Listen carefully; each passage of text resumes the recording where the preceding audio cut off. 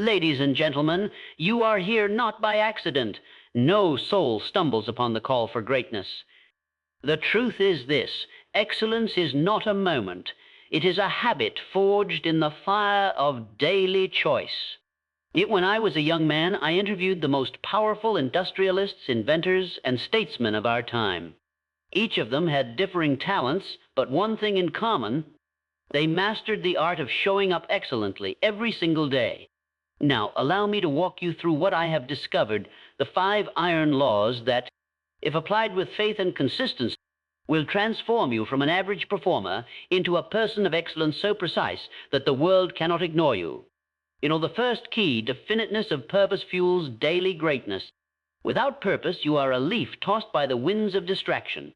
But with it, you become a ship sailing steadily, storm or calm. I recall the steel titan, Andrew Carnegie, telling me that he could lose all his money and businesses, but as long as he retained his definite purpose, he could rebuild it all. Each morning, remind yourself, why am I here? That simple question will awaken the sleeping giant within you. The second principle, the power of controlled habit and discipline. A man is what he repeatedly does. Excellence, therefore, is not an act, but a habit. Think of it like laying bricks, one by one, day by day. The house may seem incomplete today, but brick by faithful brick, the mansion of your dreams takes form.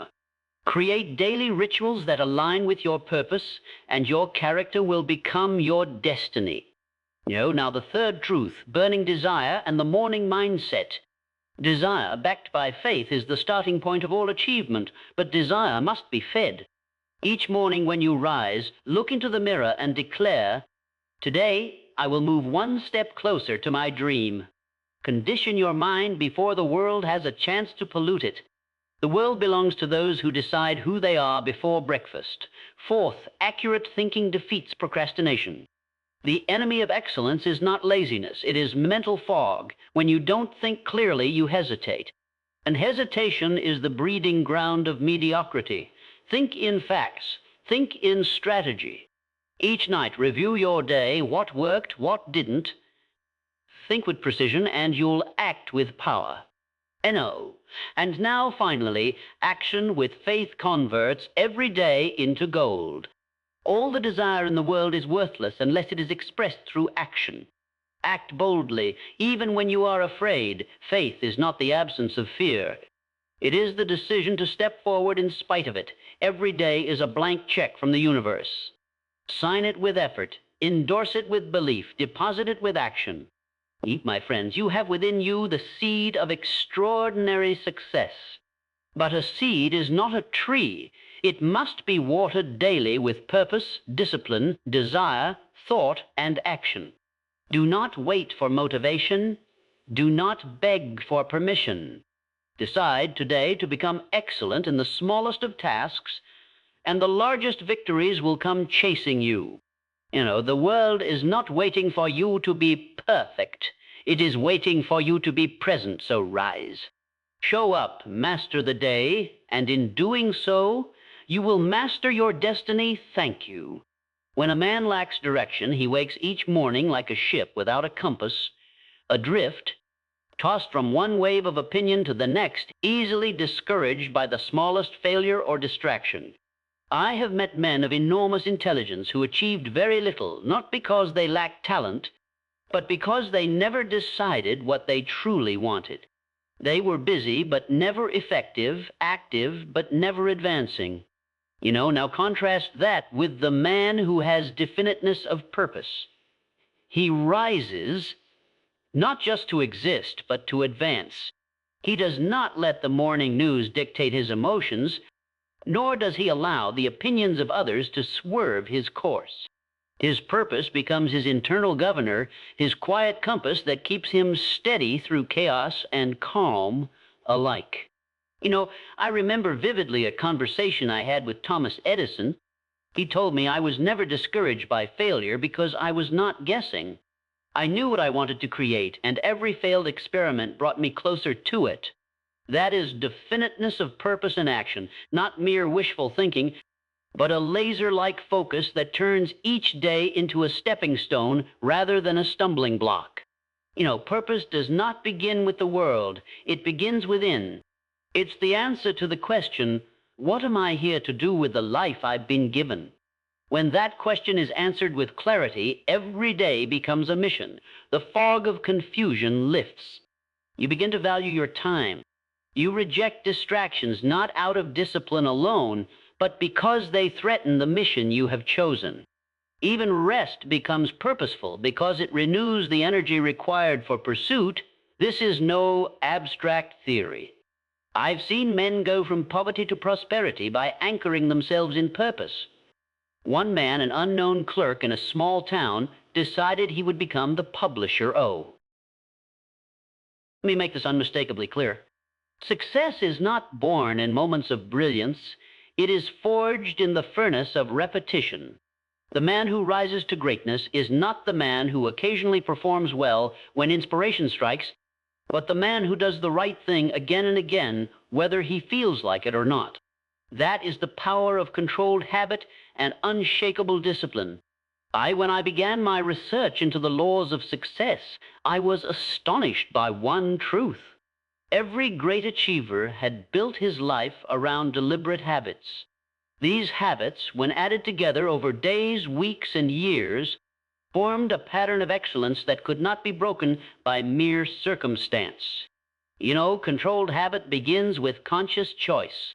You must decide deliberately what your morning will look like, how you will respond to adversity, how you will treat your time. Then you must practice it not once, not twice, but until it becomes second nature. I recall Henry Ford telling me something that struck me to my core. He said, I didn't build success with genius. I built it with systems, small daily acts that compound like interest. Think of that. Systems, not sparks of genius. Habits, not heroics. That is the secret to daily excellence. Discipline, my friends, is not a punishment. It is liberation. The undisciplined man is a slave to moods, to whims, to the chaos of life. But the disciplined man wakes each day with order in his step.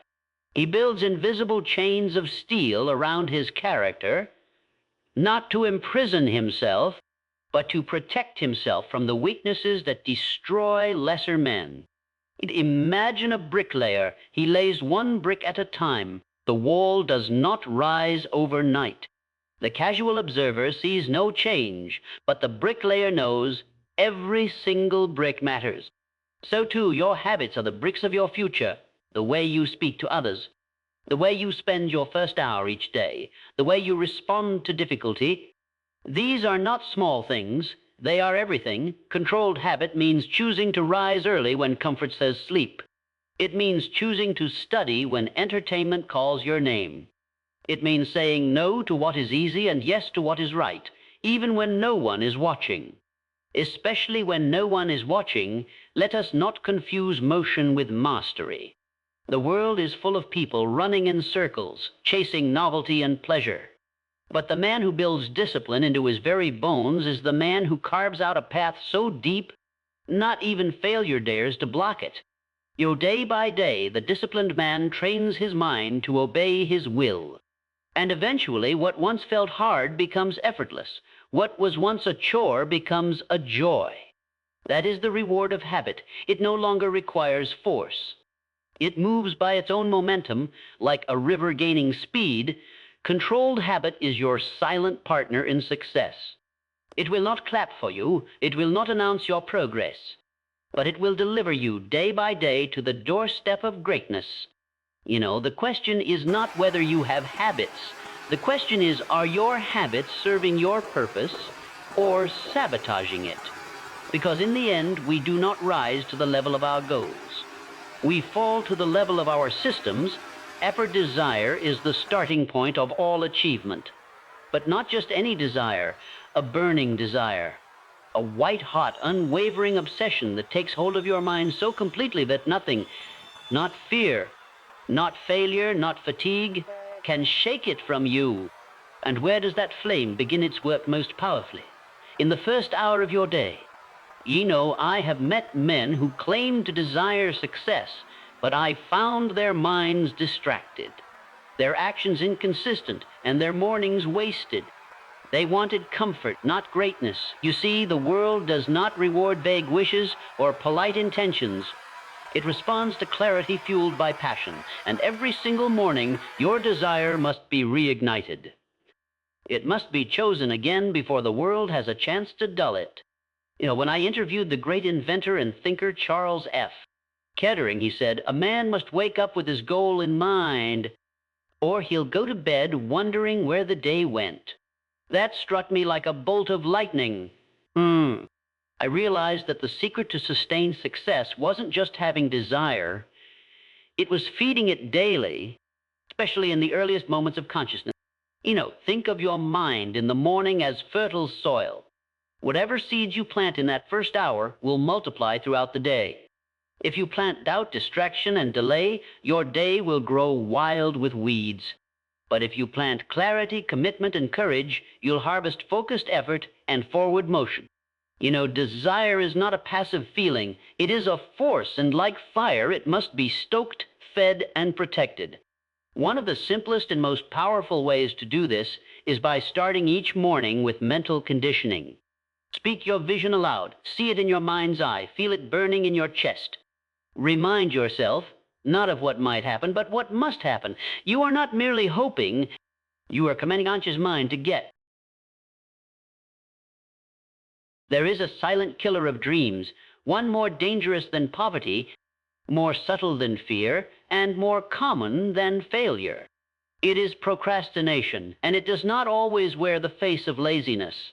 No, more often it disguises itself as indecision, perfectionism, or busyness. But make no mistake, it is the thief of time, the assassin of opportunity.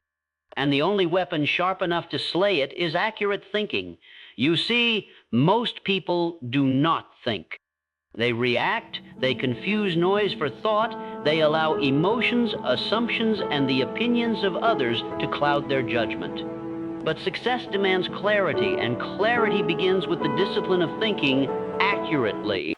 That means separating facts from fiction, truth from opinion, priority from distraction. I remember a lesson I learned from the great philosopher Elbert Hubbard. He said, "The line between failure and success is so fine that we are often on the line and do not know it." And how do we know when we're there? Through thought, not scattered surface-level thinking, but deep, focused analysis.